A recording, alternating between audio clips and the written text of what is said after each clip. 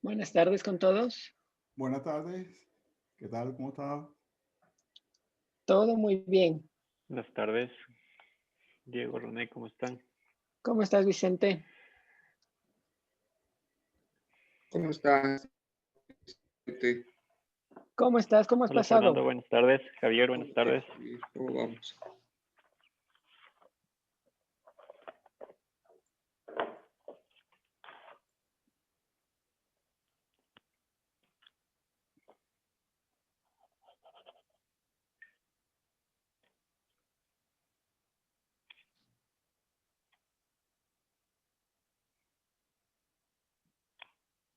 O sea, voy a compartir la pantalla para que empecemos ya de una vez. Y así empezamos oportunamente.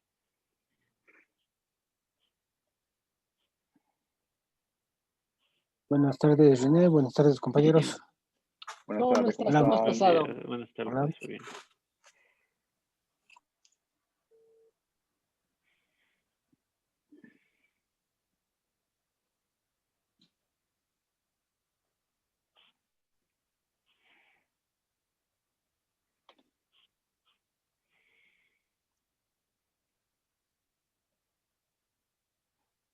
No tenemos hoy no veo por acá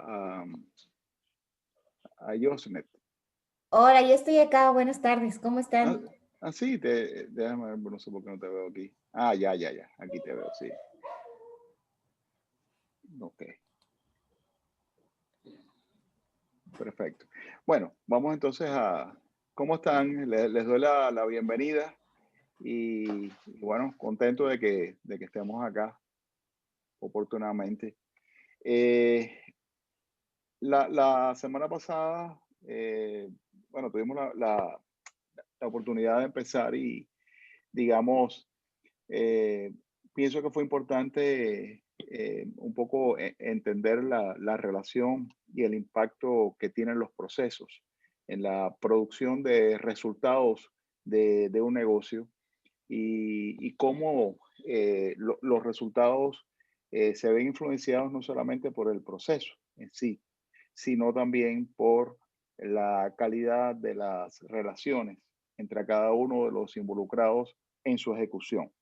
Los involucrados, por supuesto, bajo el concepto de stakeholders, como se les suele llamar, involucra a todas las personas y grupos de personas que están directamente relacionadas con el proceso, que lo impactan o se ven impactados por sus resultados y lo influyen para bien o para mal. Y van desde proveedores hasta clientes, pasando por colaboradores, accionistas y todos los grupos de interés que tengan que ver con los resultados del negocio. Hice mucho hincapié en la necesidad de cambiar el paradigma basado en la gestión centrada en la organización y transitar hacia un paradigma centrado en la ejecución del proceso, en donde más bien la organización se gestiona en base a cadenas de valor.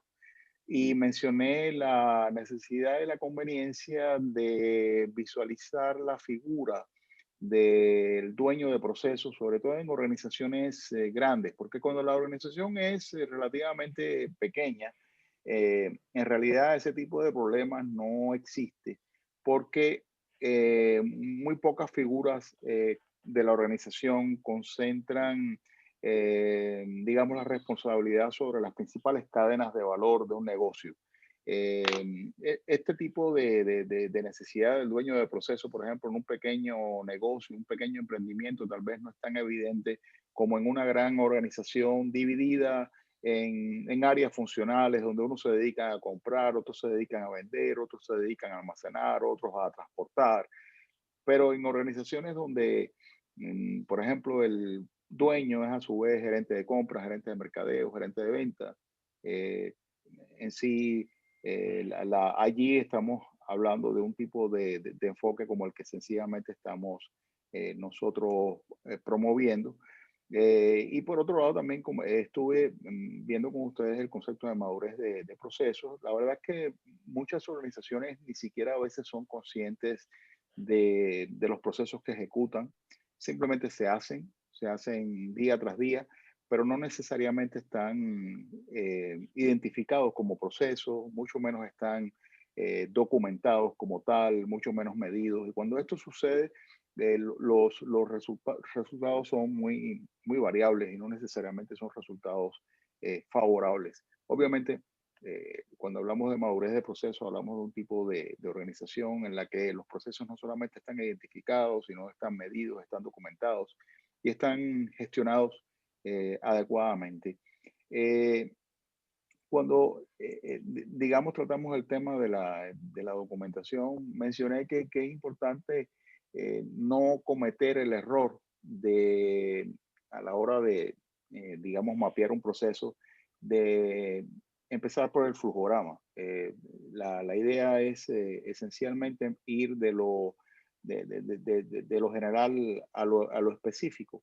En ese sentido, una de las principales acciones que habría que tomar es el diagrama CIPOC. Es un tipo de diagrama que se ha convertido en una herramienta comúnmente utilizada por las organizaciones a nivel mundial, y la gran ventaja que tiene es que permite describir un proceso de inicio a fin a muy alto nivel. Hoy justamente retomaré brevemente el tópico. No me voy a detener ahí porque de hecho es uno de los deberes que veo que varios de ustedes ya lo han ido entregando. Voy a ir directamente al caso Banacme, porque el caso Banacme me da la oportunidad de ver en detalle lo que acabo de decir.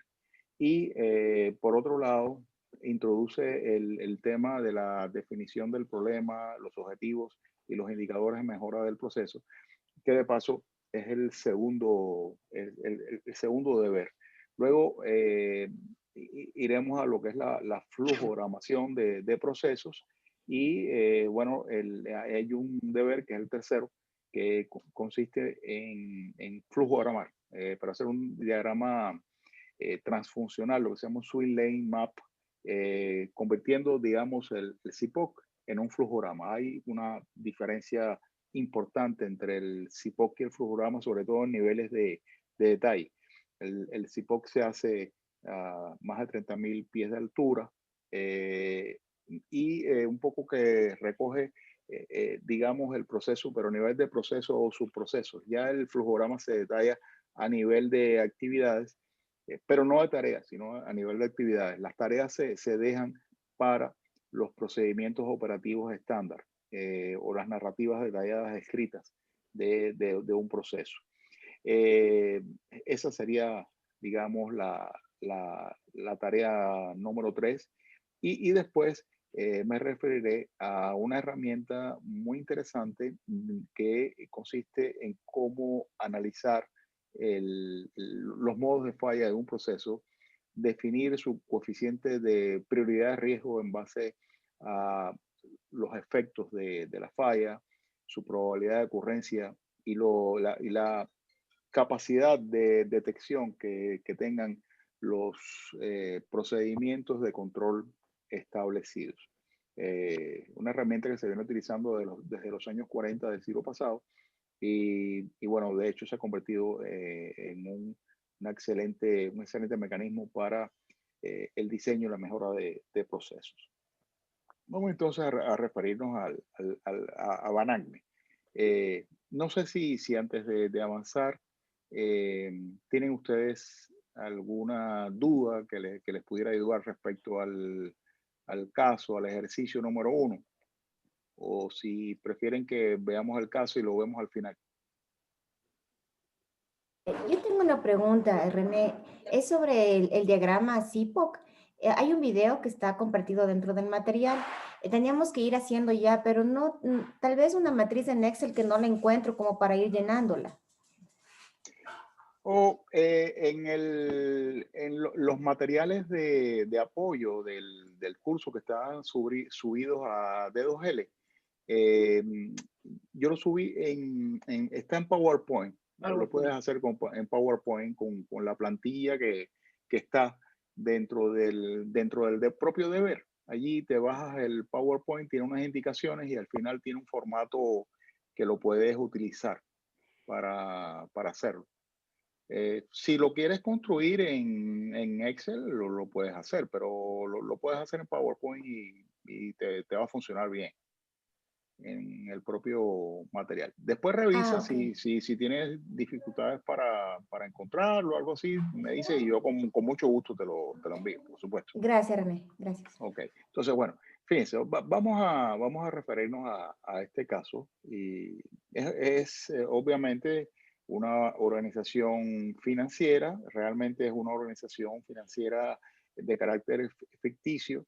Yo siempre aclaro que cualquier similitud con la realidad es pura coincidencia, aunque en realidad sí, el proceso que se detalla que tiene que ver con procesos de solicitud y liquidación de créditos es muy común en cada uno, en cualquier banco comercial.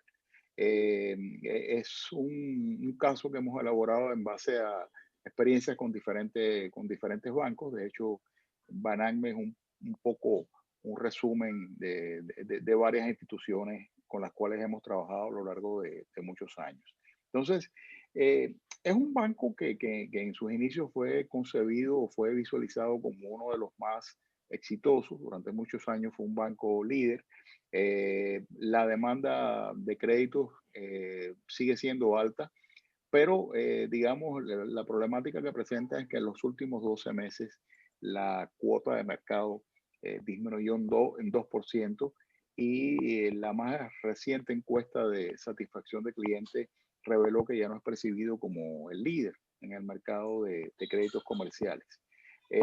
Hay un informe, el más reciente, indica que las 5 causas que más han influido en la pérdida de preferencias son retraso en los tiempos de aprobación y liquidación, mayor exposición a las críticas en redes sociales, diversificación de la competencia en el sector, innovación en las soluciones para el cliente por parte de la competencia y agresividad de la competencia para captar nuevos clientes de crédito mediante promociones en tasas, plazos y montos otorgados. O sea que es una institución que tuvo un liderazgo evidente en crédito, pero la cuota de mercado está cayendo en 2% y bueno, hay evidentes síntomas de insatisfacción en el cliente y de preferencia por la competencia. El banco está consciente que la insatisfacción de los clientes puede conducir a un deterioro de las ventas e intuye que ello podría estar ocasionado por ineficiencias en el desempeño de los procesos y de su gente. Y para estudiar, digamos, las causas que originan el problema, crea un equipo multifuncional para la ejecución de un proyecto de mejora del proceso de crédito en base a la metodología del Lean Six Sigma. O sea que ante un problema que tiene una implicación comercial, se crea un equipo, pero es un equipo de carácter multifuncional con los integrantes seleccionados de las diferentes áreas que están involucradas en el proceso. Una de las primeras actividades que desarrolla el equipo fue entender el proceso a muy alto nivel. Yo he ido insistiendo que tú no puedes mejorar un proceso que realmente no entiendes, por eso es que inclusive lo que se recomienda es que lo primero que tienes que hacer es tratar de asegurar que tanto tú como todo tu equipo entiende el proceso, tal y como el proceso se ejecuta hoy. Y para entender cómo se ejecuta el proceso y asegurarte no solamente que tú lo entiendes, sino que también los restantes miembros de tu equipo lo entienden, bueno, lo que solemos hacer es empezar por una descripción general del proceso y su diagrama CIPOC. Aquí voy a ir rápido porque hemos ido viendo. En este caso, este es un formato que no lo vimos la pasada semana, que describe, digamos, el nombre del proceso, el dueño del proceso, en este caso es una institución financiera que tiene esas características de que está dividida por departamentos, es muy grande. Entonces, bueno, hay una persona que es la vicepresidenta de crédito, que es la líder de ese proceso. Se describe lo que es el propósito, la razón de ser del proceso, los límites, esto es muy importante, dónde comienza el proceso y dónde finaliza. Por ejemplo, comienza con la recepción de la solicitud de crédito en la red de agencias y termina con lo que es la liquidación del crédito al cliente.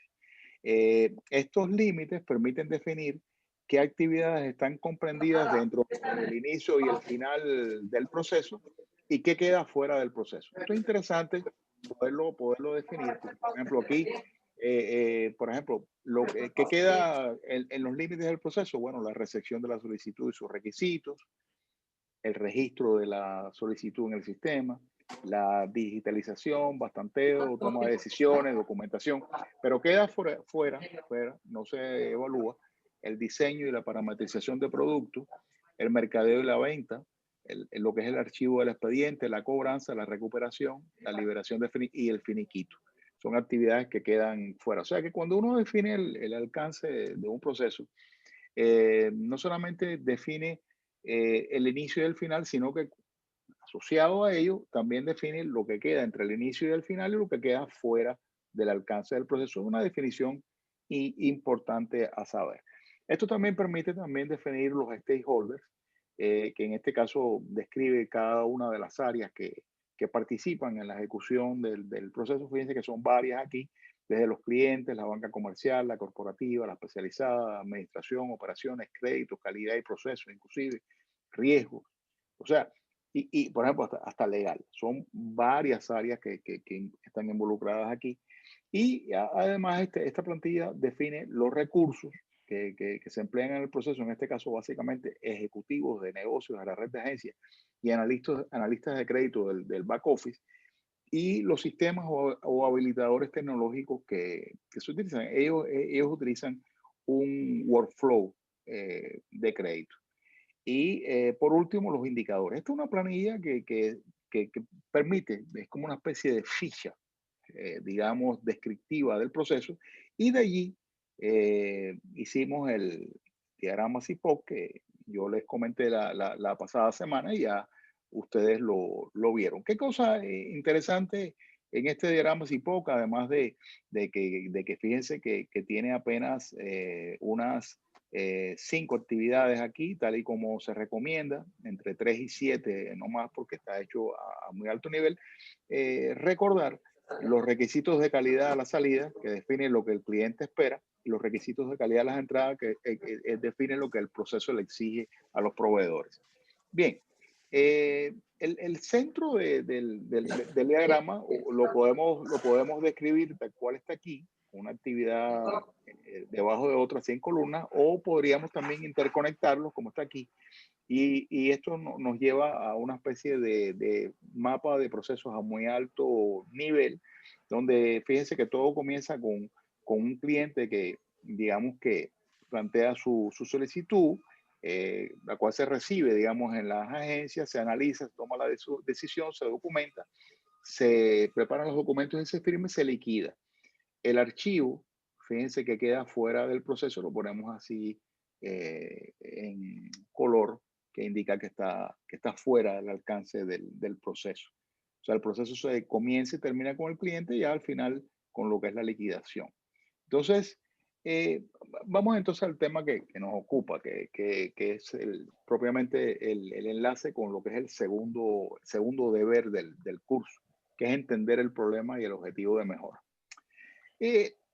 Lo primero que debemos saber para definir el problema y el objetivo de mejora es qué quiere el cliente. O sea, es llegar aquí y estar claro de lo que el cliente está esperando. O sea, aquí vemos que el cliente espera que el crédito le sea liquidado en un tiempo no mayor a los 20 días, o sea, un tiempo menor o igual a 20 días, que digamos quisiera tener un acceso inmediato a la solicitud, en caso de quisiera verificar cómo está, y quisiera recibir el monto solicitado a buena tasa.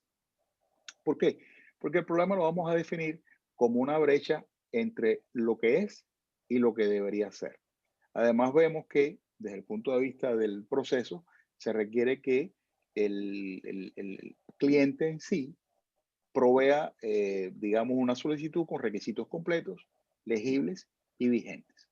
Hay un principio que es el aseguramiento de la calidad en la fuente, que es fundamental para que todo fluya adecuadamente. Y lo que sí está demostrado es que en la mayoría de los procesos que no funcionan bien, las causas son con bastante regularidad causas atribuibles a fallas en el origen, en la fuente.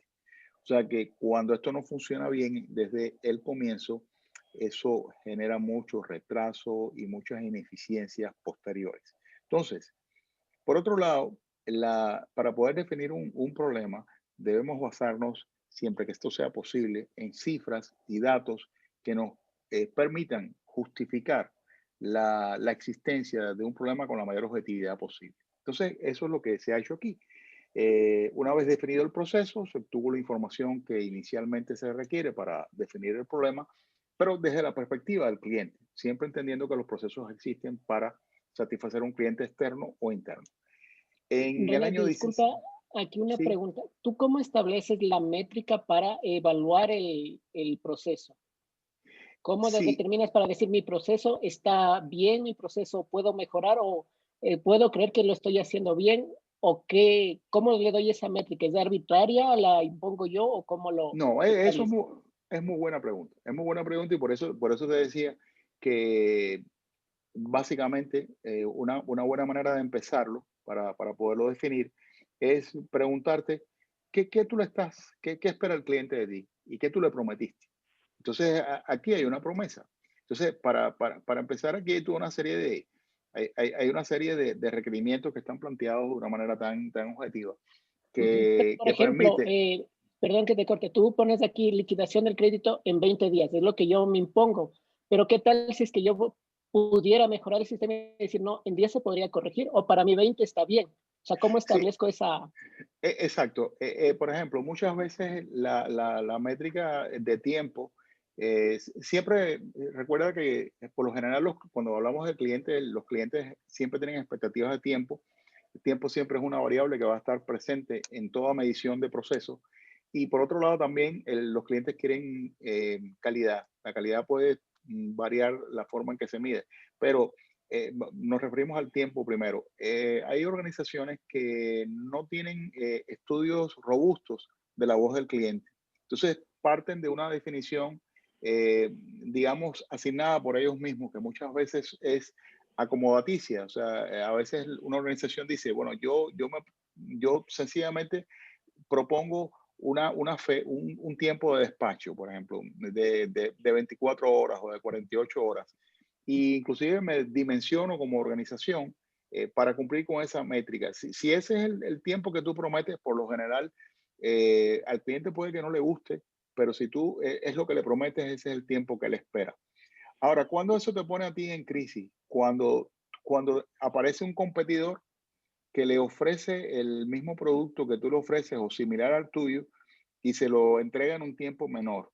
De manera que cuando esto pasa, y la idea de todo esto es escuchar la voz del cliente y tratar de descubrir cuál es el tiempo que para el cliente es el tiempo razonable. Entonces, lo ideal, mi respuesta es, lo ideal es escuchar la voz del cliente, definir qué tiempo para el cliente es razonable y no asumir que el tiempo que hemos definido nosotros es el razonable. Pero si no tienes ese estudio, lo que siempre yo recomiendo es que algún tiempo tú lo que no puedes hacer es que el cliente, tú le vayas a hacer un despacho y el cliente te pregunte, ¿y en qué tiempo me lo vas a entregar?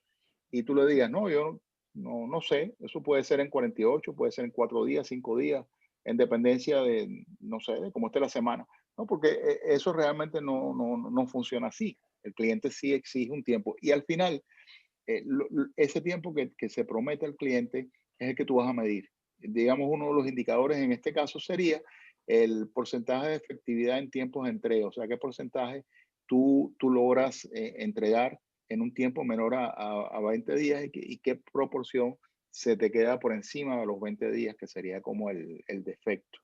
Y podrías inclusive, no en este caso, pero en casos de mercancía, por ejemplo, el porcentaje de entregas completas y a tiempo, para también incorporar el, qué porcentaje de los ítems que te pidieron y que tú dijiste que ibas a despachar, realmente los despachaste. E inclusive hasta podrías agregarle un indicador de facturas correctas a la primera vez, por ejemplo. Eso lo vamos a ir viendo en varios ejemplos a lo largo del curso. Después lo vamos a tocar nuevamente, pero es muy buena tu pregunta, porque indudablemente es un tema a saber y mi respuesta es esa, hay que investigar la voz del cliente. Mira aquí Verás un caso aquí.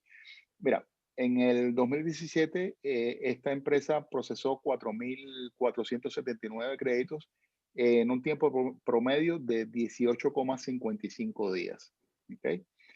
Ese es el tiempo real. Claro, algunos tardaron más tiempo, otros tardaron menos tiempo. Se supo que se promete al cliente que si cumplen con los requisitos y condiciones establecidas, la solicitud será procesada en un tiempo menor o igual a 20 días. Esa es la promesa de ellos. Pero un estudio de mejores prácticas del sector reveló que sus dos principales competidores, que es Mercant Credit y Provincasa, bueno, tienen unos tiempos de, en el caso de Mercant Credit, 14,75 y Provincasa 12,81. Son 4 y 6 días menos que Van Agmen. Fíjate, allí empieza a producirse un detalle importante porque el tiempo que ellos prometen y por el cual el cliente los va a medir es más alto que el de la competencia. Entonces, ahí empieza uno a entender por qué es que baja la cuota de mercado. Y fíjense que la cuota de mercado cae en 2 puntos, mientras que la de la competencia en el mismo periodo lo que hace es aumentar.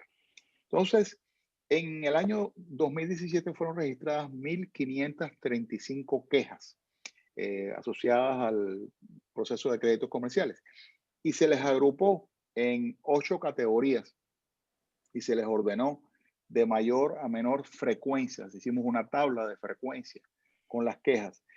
Total, que fíjense que tenemos aquí 600 quejas que tienen que ver con los tiempos, digamos 350 que tienen que ver con múltiples visitas a la oficina para entregar requisitos, 290 que tienen que ver con falta de información, productos, hasta el tercero se acumula el 81% de las quejas. Ustedes saben que existe lo que se llama el principio de Pareto o el principio del 80-20. Ese principio que se aplica comúnmente en temas de venta es también universalmente aplicable a temas de quejas, a temas de gestión de tiempo, a temas de costo. Total que aquí el universo de quejas, un 81% se concentra en apenas tres temas: tiempo, visitas a la oficina y falta de información acerca de los productos y sus requisitos, lo cual nos ayuda a definir las principales causas de insatisfacción del cliente. No significa, por ejemplo, que el exceso de requisitos, la mala asesoría, las tasas muy altas no sea un problema.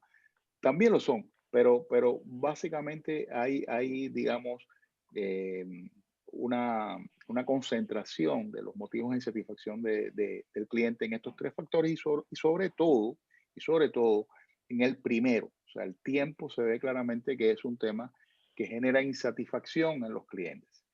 Por otro lado, digamos, sí, ciertamente fueron liquidados 4.479, pero el banco procesó cerca de 9.000. O sea, la diferencia es, digamos, casos que no culminaron el proceso, bien porque se negaron o porque el cliente abandonó el proceso, pero eso tampoco es buena noticia porque es un tiempo que se invirtió en algo que finalmente no concluyó.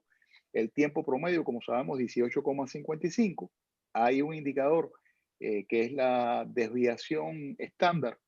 No sé si ustedes recuerdan la diferencia entre el promedio y la desviación estándar, pero en este caso, cuando hablamos de desviación estándar, lo que estamos es calculando el promedio de las desviaciones respecto a la media. Es decir, la media es 18,55, pero hubo casos en los que hubo créditos que se procesaron en 20 días, en 25 días, mientras que hubo otros que se procesaron, digamos, en 10 días, 15 días, porque fíjense que el mínimo fue 5 días y el máximo fue 263 días. La diferencia entre el máximo y el mínimo, 258 días. Pero el promedio de las desviaciones, de las distancias hacia arriba y hacia abajo de la medida fue de 11,73 días. Entonces, recuerden que el banco promete 20 días. Ahí tenemos 3.248 y más de 20 días que son defectos, 1.231. La efectividad Es el porcentaje que se procesó en estos 20 días fue del 72,5% y el porcentaje de defectos 24,78%.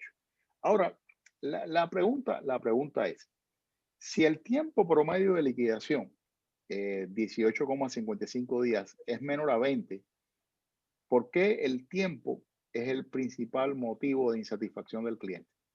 Quiero hacer esa pregunta. O sea, Los competidores. ese es un elemento, Vicente, está muy bien. Ese es un elemento. ¿Qué más? ¿Qué más? Por la variación. El coeficiente de variación es muy alto. El coeficiente de variación es de 63%. Fíjense, en estadística hay que tal vez uno de los peores enemigos de un proceso es su variabilidad. Porque la variabilidad es inversamente proporcional a la calidad. Para los clientes es fundamental poder tener confianza en una organización. Y un cliente no puede tener confianza en una organización cuyos procesos son altamente variables. Porque un proceso altamente variable es un proceso altamente consistente. Ustedes saben, los promedios son indicadores universalmente utilizados. Y son indicativos, digamos, del comportamiento de una población de datos.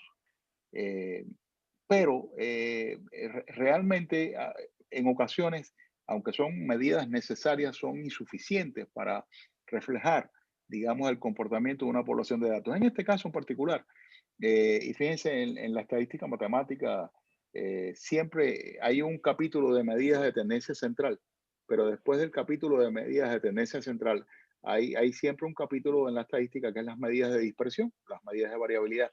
¿Y qué es lo que pasa? Si uno, digamos, calcula un promedio, es un error no calcular la desviación estándar, porque no siempre el promedio es una medición precisa.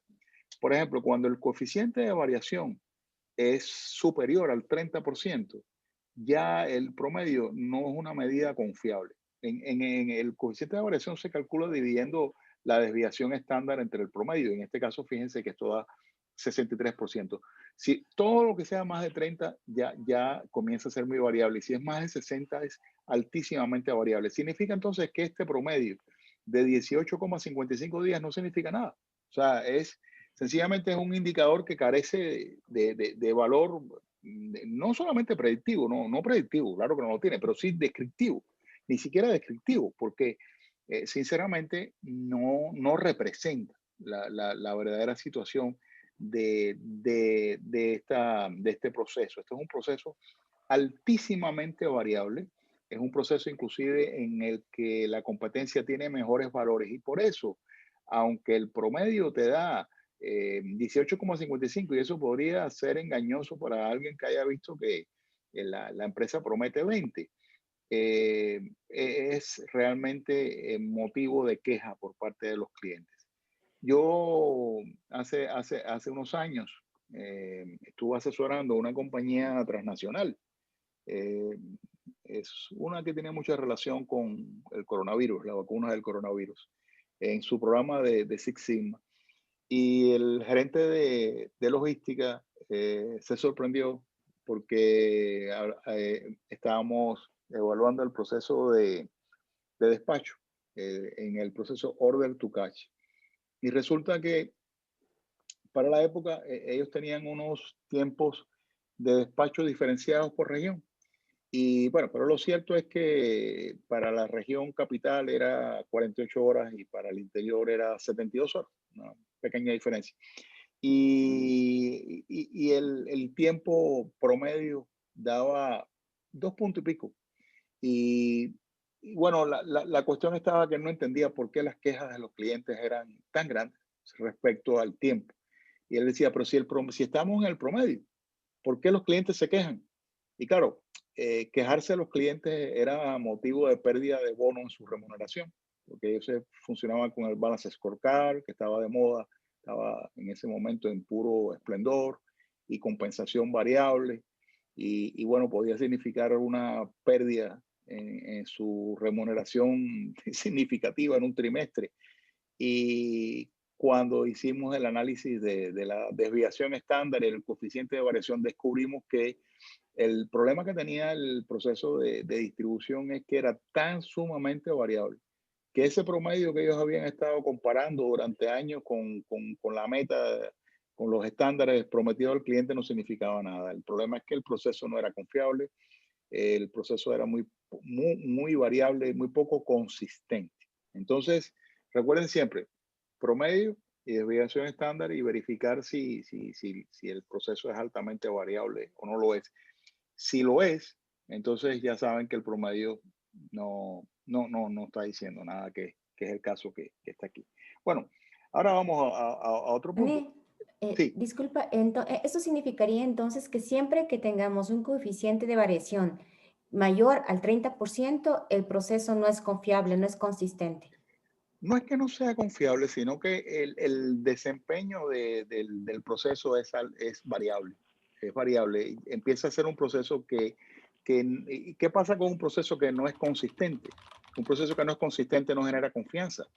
Es un proceso que no hay nada para un cliente como poder confiar en su proveedor. Mira, yo sé que llevamos hace más de un año sin volar, prácticamente con el tema de la pandemia. Pero yo muchas veces le he preguntado a la gente en Latinoamérica, ¿por qué escogen a Copa Airlines por encima de otras aerolíneas? Y generalmente la gente selecciona a Copa, aunque a veces Copa es un poco más cara, porque Copa es una línea que en general suele ser más confiable en cuanto a los horarios de abordaje, o sea, despegue y, digamos, aterrizaje en Tocumen. En sentido general, es una aerolínea percibida como una aerolínea más confiable que otras aerolíneas latinoamericanas. O sea, cuando tú empiezas a ver el porcentaje de veces que ellos logran despegar y aterrizar a tiempo, los indicadores de ellos son mejores, tienen menos variabilidad y por ende son más confiables para los clientes. Hay aerolíneas que son a veces hasta más económicas, pero sinceramente nadie agarraría una aerolínea. Si tuviera, por ejemplo, una reunión, digamos, en Ciudad de Panamá con un cliente corporativo a las 8 de la mañana, te irías un día antes si no te viajas con Copa. Pero si Copa tiene un vuelo que sale a las 5 de la mañana, pues a lo mejor sí lo agarraría en Quito, ¿no? Quito, Panamá. Porque generalmente es una línea que cumple con los horarios que promete. Es lo que quiero decir. En este caso, pues, si es más del 60%, bueno, ni te cuento. O sea, eso sinceramente es un verdadero desastre. Y bueno, lo que sí puedo decir hasta ahora del caso es que lo que dicen los números es que este es un proceso poco consistente y altamente variable. Y no me extraña entonces que los clientes se quejen tanto del tiempo. Entonces tú lo vas desgranando poquito a poco, pero buscar una información inicial respecto a la variable que se está midiendo. Fíjate, en este caso estamos hablando de créditos comerciales. Entonces, solicitudes de crédito, ¿qué buscas tú? Una medición de ese proceso, de la salida, que es los créditos concedidos y en qué tiempo se están concediendo. Pero en el caso de otros procesos que ustedes están viendo, como por ejemplo el de compra, tú te preguntarías, bueno, por ejemplo, podría ser, bueno, todas las compras que yo he realizado en los últimos 6 meses, ¿qué tiempo ha tardado desde que coloqué la orden hasta que la recibí? Por ejemplo, sería eso muy interesante. Ahora, después tú podrías decir, ¿y qué tiempo me prometió el proveedor? ¿Y en qué porcentaje de las veces se cumplió ese porcentaje y qué porcentaje de las veces no? Y ahí podrías ir teniendo una información inicial para entender lo que está pasando, digamos, en tu proceso. Ahora, por otro lado, fíjate, los dos primeros hallazgos son justamente lo que ustedes revelan. La competencia logra procesar la solicitud de crédito más rápido y el tiempo de liquidación de Baname muestra una alta variabilidad y eso no genera confianza. Entonces, por ejemplo, se procesó un 72,52% en un tiempo menor o igual, pero hay un 27,48% otorgados más allá de los 20 días hábiles. Eso es demasiado. y presionados por los indicadores de la competencia y por las quejas de los clientes, y considerando la información disponible, digamos un poco que lo que pasa aquí es que se proponen una meta de lograr liquidar el 85% o más de los créditos comerciales del segmento masivo en un tiempo menor a los 10 días. Fíjense que pasaron de 20 a menos de 10 a partir de la recepción de los recaudos. Esto es lo que se propone la gerencia. Y por otro lado, digamos, la efectividad del proceso medida en base al estándar deseado por la alta gerencia, digamos, fue apenas de 15%. O sea, cuando evaluamos, digamos, el proceso, digamos, en su ejecución versus lo que se propone la gerencia, digamos, la métrica es aún peor.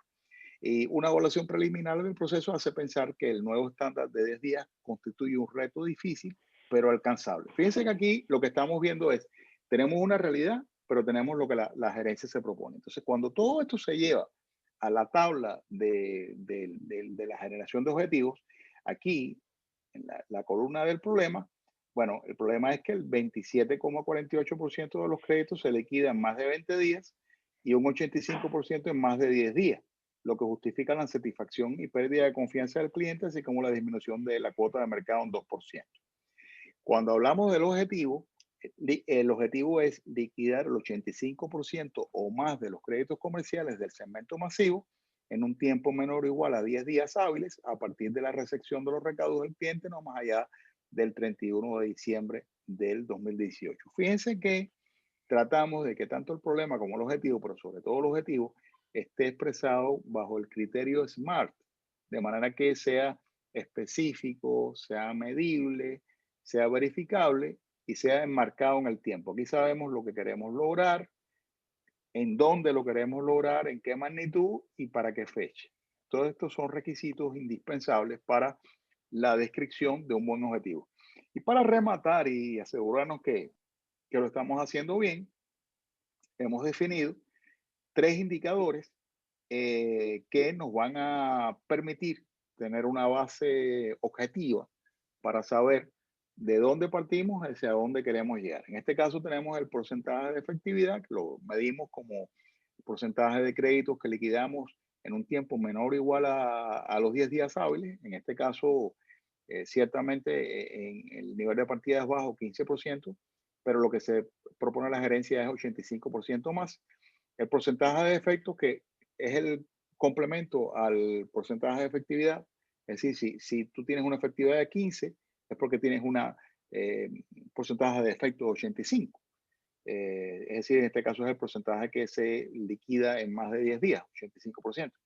Y justamente lo que se propone a la gerencia es que sea de apenas 15%. Y el tiempo promedio de liquidación, bueno, 18,55 es el nivel de partida.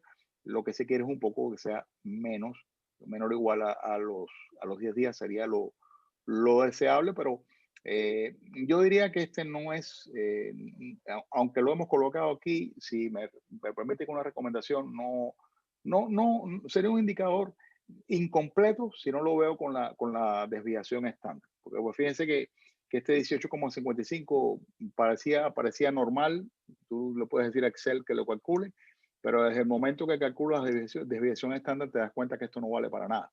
Entonces aquí sería otro tanto, sería menor o igual a 10 días, pero con una desviación estándar que, bueno, que permita que sea una medida, digamos, confiable. Sería lo que sería importante aclarar aquí. Entonces, ese es un poco el ejercicio.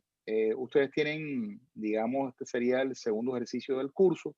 Recuérdense que para llegar a este ejercicio, primero tienen que, digamos, hacer el CIPOC y tratar un poco, yo diría, aquí tengo unas instrucciones, y lo que yo he hecho es la única modificación con el caso Banacme que tiene el ejercicio que les he dado aquí un esquema en el que ustedes pueden inclusive elegir la posibilidad de hacerlo, digamos, a la salida del proceso, como está el caso Banacme, que simplemente es de cara al cliente, los problemas a la salida y el objetivo. Les doy aquí los espacios para al menos 3 indicadores, pero también les doy la posibilidad de que lo hagan a la entrada del proceso y durante el proceso. Puede ser que el proceso tiene entradas, tiene transformación, tiene salida. Entonces, ¿qué problemas hay a las entradas durante la transformación o a la salida? Miren, no les digo que necesariamente tengan que hacerlo a los 3 niveles. Yo les pediría que como mínimo, sí es importante que lo hagan de cara a los clientes. Eso sería lo mínimo que yo esperaría de la respuesta. Pero suele añadir valor también que por ejemplo, se añada una capa de especificidad a lo que sucede antes, porque resulta que en el caso de créditos, un elevado porcentaje de los retrasos se debe a que la información llega mal por parte del cliente y el banco lo permite, por ejemplo, en este caso. O sea, el banco no tiene la manera de filtrar adecuadamente la información llega mal y entonces después se devuelve del back office de crédito de nuevo al cliente y eso genera allí un rizo, digamos, genera mucho defecto y mucho retraso. Por ejemplo, en este caso, cada caso de lo que ustedes están viendo tiene sus peculiaridades. Yo he visto, por ejemplo, empresas que su proceso de compra justamente se retrasa por fallas en la requisición de compra. O sea, el momento en que se presenta la requisición, viene con defectos, viene con incompleta. Entonces, bueno, he visto, por ejemplo, gerencias de compra. Recuerdo una gerencia de una compañía transnacional de telecomunicaciones para la cual trabajé, que hubo un caso, me dio risa, pero extremo. Compraron una mesa redonda, o sea, Recursos Humanos mandó a pedir unas mesas para dotar a una sala de entrenamiento. Y compraron unas mesas cuadradas, pero Recursos Humanos las esperaba redondas. Y entonces, bueno, cuando llegaron las mesas cuadradas, Recursos Humanos dijo, pero es que yo no quería esta mesa así. Y entonces cuando revisaron las requisiciones que nunca lo especificaron, cómo la querían, y tampoco la gente de compra se lo exigió. Entonces ustedes dirán, oye, esto es una estupidez lo que pasó. Pero bueno, a veces pasan esas cosas porque cuando hay una falla de origen, el resultado final también falla. Entonces, no sé si lo ven claro. Yo les diría, fíjense lo siguiente. Yo lo que esperaría, como mínimo, háganlo de cara al cliente. Pero si para ustedes existe algún tipo de información como para poderlo complementar con alguna información de fallas a las entradas y durante el proceso, bueno, mejor. Pero yo le pediría aquí, en la última fila. ¿Ok? No sé si está bien o René, sí. más que todo, para definir los problemas en las entradas, o sea, quisiera un poquito entender el concepto. En el inicio, tú esperas las entradas que sean eficientes, pero ¿qué pasa si en un proceso las entradas son deficientes? ¿Cómo puedes atacar si todavía no has iniciado el proceso? ¿Tendría que ir al proceso anterior a las entradas? ¿Así sería? ¿O cómo tú lo ves? O sea, es la parte que yo quisiera entender. Mira, te voy a poner un caso que acabo de recordar con lo que me acabas de decir. En un banco me pidieron que mejorara en los procesos de la vicepresidencia de Administración y Finanzas. Y en la vicepresidencia de Administración y Finanzas, uno de los procesos más importantes era el cierre contable. La idea es que el cierre contable tenía que estar listo los primeros 5 días hábiles de cada mes. Pero ¿qué pasa? Para tú cerrar contablemente y que el cierre esté correcto para después poder efectuar los pagos de tributos y todo lo que hay que hacer.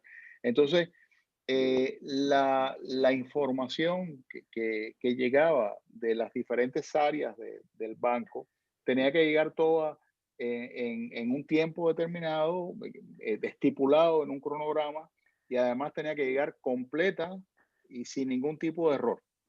¿Qué pasa? La gente de contabilidad y finanzas tenía un porcentaje de rotación laboral muy grande y el gerente cuando me pide que lo ayude, me dice, yo no estoy seguro si lo que yo quiero es que tú me ayudes a disminuir la rotación de personal o a mejorar el proceso. Lo que me está matando es que no tengo ni siquiera descrito este proceso, tengo una rotación laboral altísima.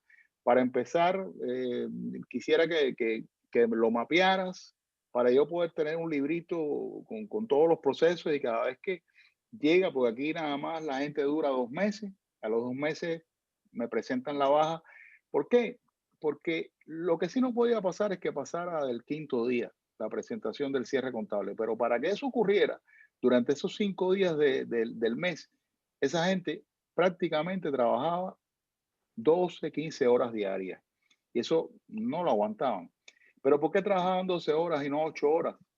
Porque la información llegaba mal, llegaba incompleta y llegaba fuera de tiempo. Entonces, eso es una falla de origen. Fíjate, por lo general, lo que tú tienes que garantizar es recepción completa, con calidad la primera vez, sin ningún tipo de falla. O sea, y eso es lo que te garantiza. Ahora, como bien tú dices, la solución a veces no está bajo tu control. La solución escapa de tu control y entonces por eso es que en la metodología Lean se enfatiza mucho en la necesidad de hacer alianzas con los proveedores. Se enfatiza mucho también en la necesidad de ver al proveedor como un socio estratégico de tu negocio, verlo como un eslabón más de tu cadena de valor. De hecho tienes que hacer alianzas con tus proveedores y yo te diría que en las empresas de clase mundial, los gerentes se les exige que pasen un importante porcentaje de su tiempo en las oficinas o en las fábricas de sus proveedores, porque hay pocas cosas más importantes que asegurar calidad en la fuente.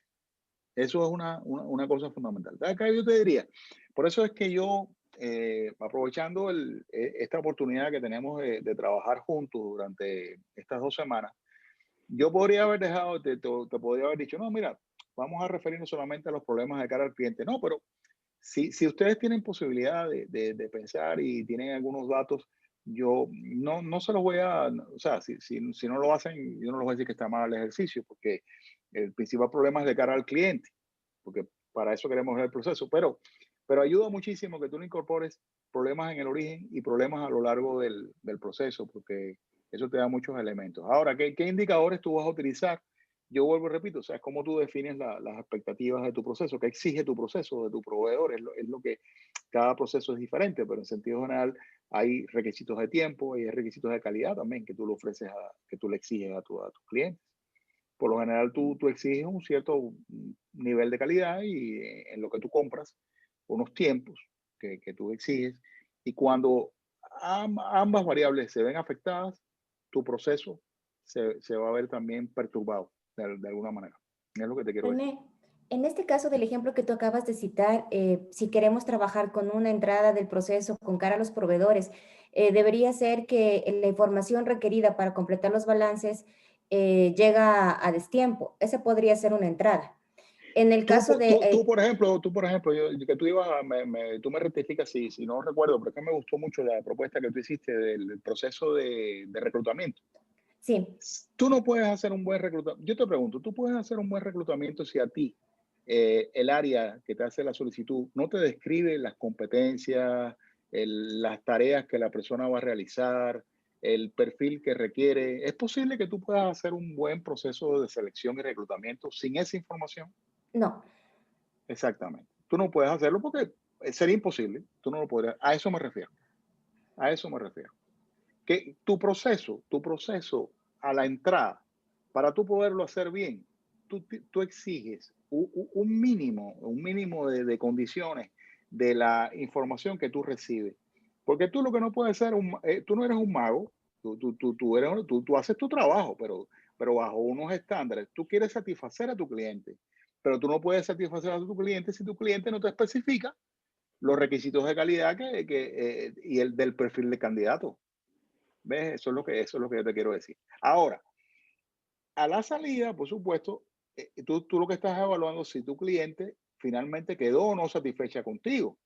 Y tú vas a poder decir, mira, lamentablemente las estadísticas indican que, oye, un proceso que debió haber entregado resultados, no sé, en 30 días, no lo estamos haciendo, no sé, en 45. Pero además también hay una serie de quejas que estamos recogiendo en una encuesta de satisfacción. O sea, ahí tú verás cómo tú mides tu proceso, porque cada proceso tiene sus mediciones, pero lo cierto es que habría que, yo lo que trato de evitar fíjense, yo lo que trato de evitar es que los problemas sean descritos así como de una manera muy subjetiva, sino que tratemos de apalancarnos en datos, que podamos decir de una manera lo más objetivamente posible, eh, bueno, cuál es el problema que estamos teniendo. Entonces yo digo, bueno, vamos a escoger al menos, vamos a medir un elemento de calidad y un elemento de tiempo, al menos esos dos, para poder tener una idea de cómo se está portando el proceso. ¿Ok? René, aquí una consulta. En este modelo de ir esquematizando el proceso, en los materiales que revisábamos que tú nos dejaste, habla de que todo debe estar medido. Al implementar todas esas acciones, ¿no podría entorpecer el proceso en sí? Porque son más se podría considerar más trámites, más tiempo en documentar cada paso que debe estar registrado y hacer un checklist de todo eso. Mira, la verdad es que la mayoría de las empresas están dedicadas o enfocadas, digamos, en medir los resultados más evidentes, pero no miden el proceso. Por ejemplo, fíjate, o sea, no es común que las organizaciones midan los procesos. Lo que sí es común, por ejemplo, que las empresas midan las ventas, te miden las ventas, te miden, por ejemplo, los costos, te miden algunos indicadores financieros, pero resulta que las causas de que las ventas no se comporten bien, las causas de que los costos estén hipertrofiados, la causa de que las finanzas no anden bien, generalmente residen en temas de ineficiencias de procesos, ineficiencias en el comportamiento de la gente. Por ejemplo, los procesos están plagados de desperdicio. ¿Qué es lo que propugnamos nosotros a través de lo que es la gestión por procesos? Vamos a definir indicadores de procesos que complementen los indicadores de resultados. Y entonces tú vas a medir tus resultados, pero vas a medir los procesos que te llevan a producir esos resultados. ¿Qué sucede? Sí, ciertamente cuando tú tienes una empresa que no está para nada automatizada, que depende mucho de mediciones manuales, yo te diría que tienes que ser muy cuidadoso en el tipo de indicador que vas a utilizar, porque cada indicador genera, digamos, un trabajo de recopilación de data, de almacenamiento y procesamiento de esa data. Pero hay que ir creando cultura y las cosas felizmente están cambiando. Nosotros, por ejemplo, en este momento estamos trabajando con Power Automate y Power BI de Microsoft, de la compañía Microsoft. Y resulta que con estas soluciones de low code, tú puedes sencillamente, apalancándote, por ejemplo, puedes convertir a Excel en prácticamente un Ferrari con Power BI. O sea, la combinación de Excel, Power Automate y Power BI logra maravillas, maravillas. Y logramos, por ejemplo, automatizar encuestas el envío de encuestas masivas a clientes simplemente con los datos de los correos electrónicos de los clientes a los cuales se les vendió. Power Automate activa el envío, lo procesa y luego Power BI lo presenta, inclusive lo tienes en la palma de tu mano. O sea, hay muchas soluciones hoy que son rápidas, poco costosas, que te ayudan, no sin decirte, porque claro, estoy hablándole a empresarios de empresas que no necesariamente son gigantescas. Y no estoy hablando de un SAP, no, soluciones realmente bien accesibles. Y realmente lo que debes pensar es en las consecuencias de manejar sin datos. O sea, es como manejar sin retrovisor. Los datos son necesarios, los indicadores son necesarios. Hay que definir un tablero de indicadores mínimo. Y eso, lejos de ser un problema, te va a representar, digamos, un cambio importante en la gestión del negocio. Mira, yo tengo un cliente en este momento en México que está creciendo bastante, pero sigue siendo una empresa pequeña. Lo que estamos haciendo es midiendo a la gente en base a los resultados.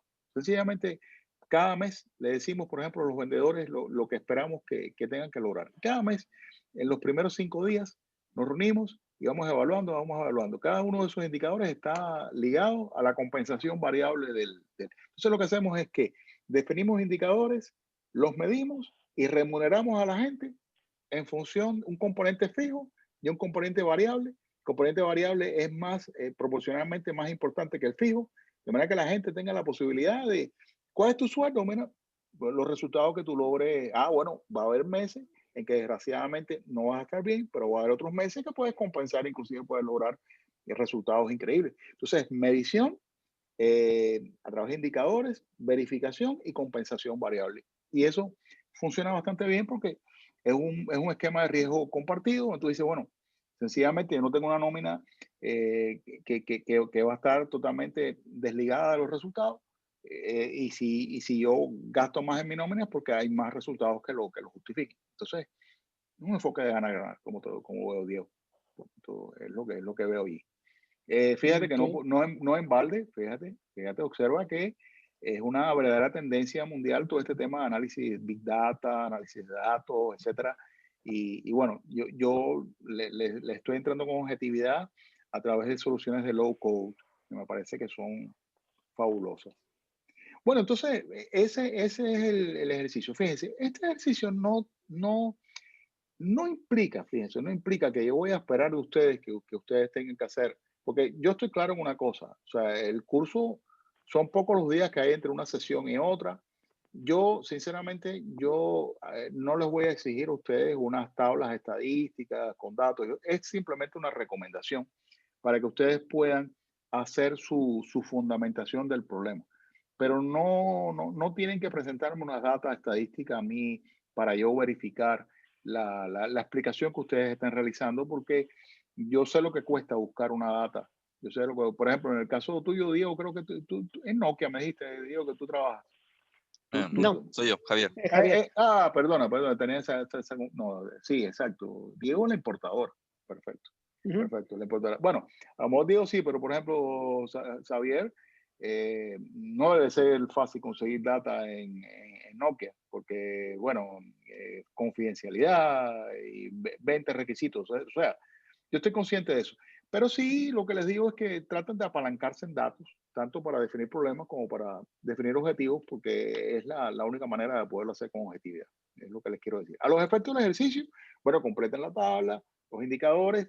Para mí se valen estimaciones. Es lo que les quiero decir. Ustedes pueden estimar el valor, a veces basado en una buena estimación de expertos, pero siempre que me lo aclaren, yo lo que sí sería una notica aclaratoria que me especifique que lo están haciendo en base a una estimación, no basado necesariamente en datos, que requiere validación posterior. Porque un poco estoy consciente que tienen que producir los resultados así prácticamente en 2-3 días. Entonces no quiero tampoco exigirles lo que yo sé que no es posible de lograr. ¿Ok? ¿Está bien? ¿Lo puedo seguir? Ujú. Okay. Bueno, entonces vamos a... Fíjense, habiendo definido el diagrama del proceso a muy alto nivel, ahora les pediría que hiciéramos un flujograma. En este caso, en el material de lectura, hay varios tipos de flujograma. Lo más importante aquí es un poco entender que de lo que se trata es de describir el proceso con un mayor grado de detalle. Y en este sentido, lo que estamos pidiendo aquí es un flujograma, no de flujo simple, sino de flujo eh, interfuncional. La diferencia entre un diagrama de flujo simple y un diagrama interfuncional básicamente es que el diagrama de flujo interfuncional, también conocido como Swim Lane Map, el nombre viene por parecido a las piscinas, ¿no? que delimitan los carriles. Entonces, en un diagrama de flujo interfuncional, tú detallas las actividades, pero las actividades las ubicas en el área en las que se ejecutan. Bueno, aquí yo, a manera de ejemplo, simplemente para explicarles el ejercicio, puse un área X, un área Y, cualquiera, y un poco puse los pasos del proceso de flujogramación para que ustedes vieran lo que al final estábamos buscando. Si las áreas van, si los carriles van horizontales o van verticales, va a depender de la dirección del flujo. Por ejemplo, si el flujo fluye de abajo hacia arriba, como es este caso aquí, son carriles horizontales, pero si fluye de izquierda a derecha, son carriles verticales. O sea, eso es un poco, ustedes lo irán viendo. Pero fíjense que siempre deben tener un inicio, siempre debe tener un final. Y sí, muy importante respetar las recomendaciones que hacemos, digamos, fíjense, deben basarse en los límites que definieron en el diagrama CIPOC, o sea, dónde comienza, dónde termina. Deben también considerar un carril para cada involucrado. Deben también tener, digamos, el inicio y el final claramente delimitado. Hay que tratar de respetar el plano de análisis y describir solamente actividades. No pretendan nunca que en un flujograma van a describir tareas. No, eso no. Van simplemente, acuérdense que un proceso se puede dividir en subprocesos, en actividades y tareas. Aquí se van a quedar a nivel de actividad. No perderse nunca en los detalles porque eso se dejaría para un procedimiento, una narrativa detallada escrita.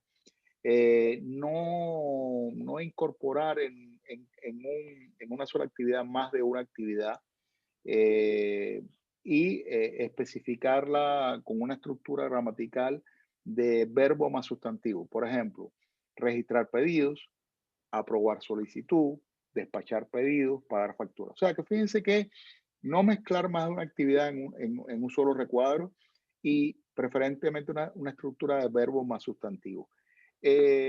Las actividades colocarlas en el orden o la secuencia en que se ejecutan. Bueno, hay algunas actividades que se ejecutan de una manera lineal, una a continuación de la otra. Ese es el caso que cuando una actividad para ser realizada requiere que una actividad anterior haya sido finalizada, pero también hay veces que hay actividades que se pueden ejecutar en paralelo a la vez. Y hay veces que actividades paralelas finalmente convergen y otras veces una actividad se convierte en varias actividades en paralelo. Hay que ver allí. Bueno, de izquierda a derecha, como decía, lleva carriles verticales, de arriba hacia abajo carriles horizontales y finalmente interconecten las actividades con la línea del flujo. Al final, yo siempre recomiendo que caminen el proceso. Caminar el proceso es algo así como leerlo o pedirle a otro colega del negocio que lo lea y yo diría que esto ayuda a entender si realmente algo ha quedado afuera o si estamos describiendo realmente el proceso. Por ejemplo, en el caso de Joseph, yo te diría, quizás tú tienes otras colegas de trabajo que trabajan junto contigo. Bueno, si tú levantas tu proceso, tú sencillamente lo puedes comentar con las demás para ver qué tal. Eso es lo que significa recorrerlo. Ahora, ¿cómo hacer esto? Bueno, pueden hacerlo con PowerPoint, con Google Drawings, o pueden utilizar otro software como Visio, Lucidchart, SmartDraw, Visagi. O sea, hay muchas maneras de hacerlo. En realidad, algunas son gratuitas, otras son pagas. No sé si disponen de algún software que ya lo tienen. Yo pienso que es una buena oportunidad para probar este, que es de origen alemán y se puede hacer gratuitamente. Pero en sentido general también lo pueden hacer con PowerPoint y tiene una paleta que lo permite. No es muy eficiente, es un poquito trabajoso, pero lo pueden hacer.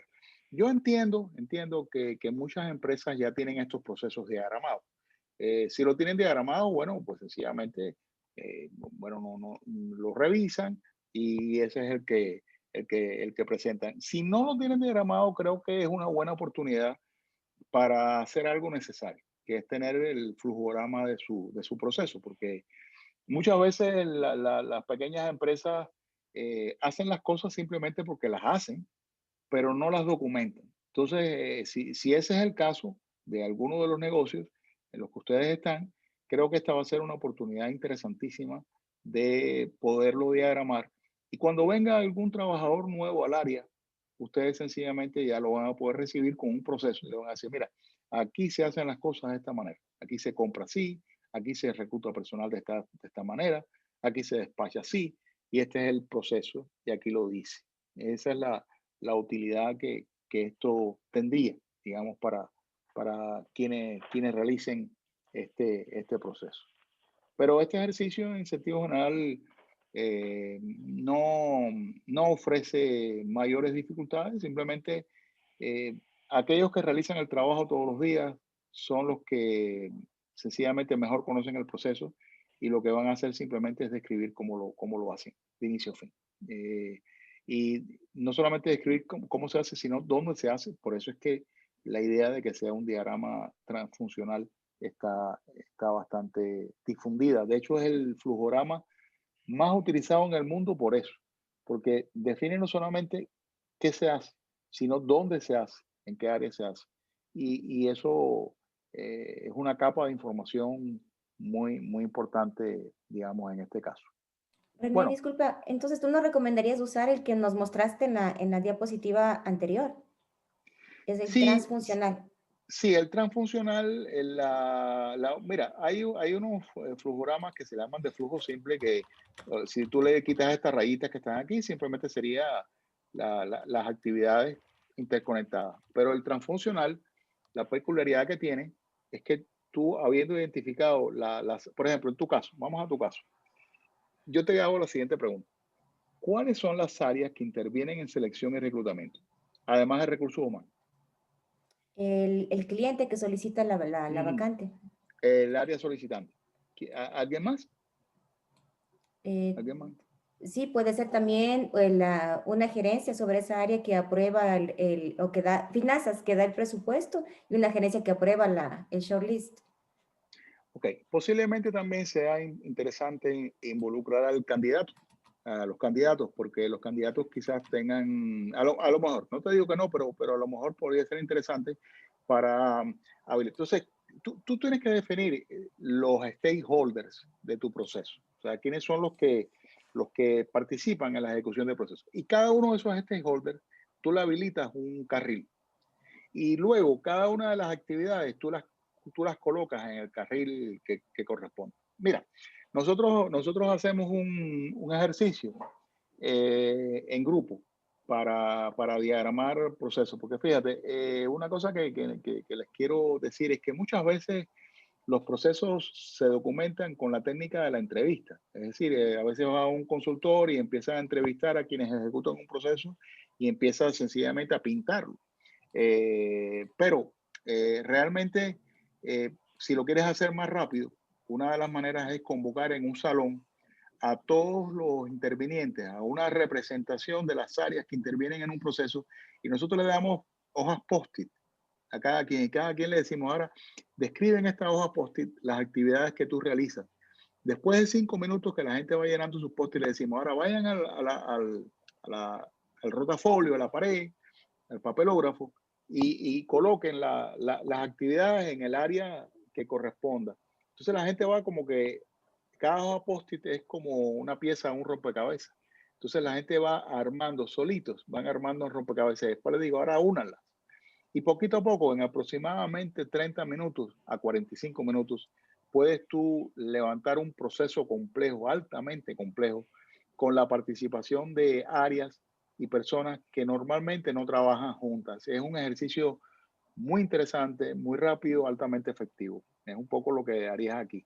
La única diferencia quizás con lo que estás más acostumbrado a ver es que vas a incorporar los carriles y cada actividad la vas a ubicar en el carril donde se ejecuta. Entonces eso le da una interesante dimensión y de hecho este diagrama es por eso el más utilizado en el mundo. Si ustedes buscan Swim Lane Map en Google y van a la parte de imágenes, verán la cantidad de ejemplos que hay ahí, porque no existe diagrama más utilizado que este, digamos, en el mundo, como flujograma, tipo de flujograma. Desde que se empezó a utilizar, se convirtió en el tipo de flujograma preferido, porque es que da en una sola imagen, en una sola página, ambas cosas, la actividad y el departamento o el stakeholder que lo ejecuta. Bueno, viendo hasta aquí, tenemos definido el proceso, digamos, a alto nivel con el CIPOC. Tenemos el flujograma que lo especifica a nivel de actividad. Normalmente las empresas, sobre todo los efectos de la capacitación del personal, de la inducción, cuando se hace el onboarding de un nuevo recurso y después con fines de auditoría, necesitaría una capa más detallada que es a nivel de tarea. Y bueno, es allí donde se definen los procedimientos detallados escritos, que son narrativas detalladas de cómo se realiza en detalle cada actividad. No vamos a llegar a ese nivel, pero eso es lo que nos conduciría a lo que se conocen los manuales de procedimientos, que están plagados de narrativas bien detalladas de cómo se ejecuta cada actividad y cada tarea en un negocio.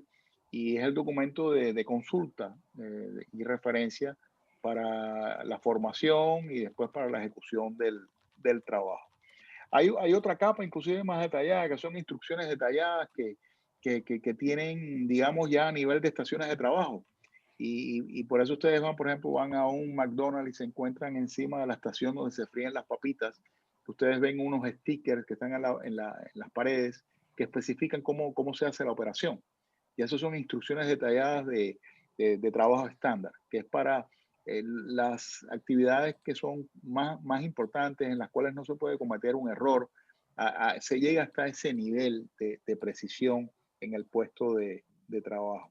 Entonces, eso es un poco con temas de proceso. Ahora, hay otro tema que quiero introducir esta semana, que es el análisis del modo de falla. Indudablemente, nosotros definimos el proceso, pero aun cuando lo hacemos con la mejor voluntad y tratamos de que las cosas funcionen bien, y fíjense que por eso especificamos los requisitos del cliente, por eso especificamos los requisitos del proceso de las entradas, todo eso lo definimos. La verdad, sea dicha, durante la ejecución siempre existe la probabilidad de que haya ciertos errores o modos de falla.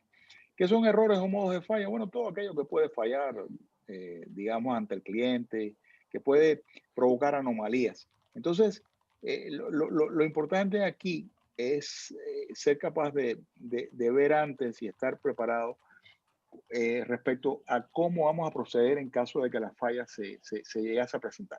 Si es que no la podemos evitar, porque lo ideal es evitar la falla. Entonces, en los años 40, justo en épocas de la Segunda Guerra Mundial, el ejército de los Estados Unidos comenzó a utilizar lo que se llamó el análisis del modo de falla y de sus efectos.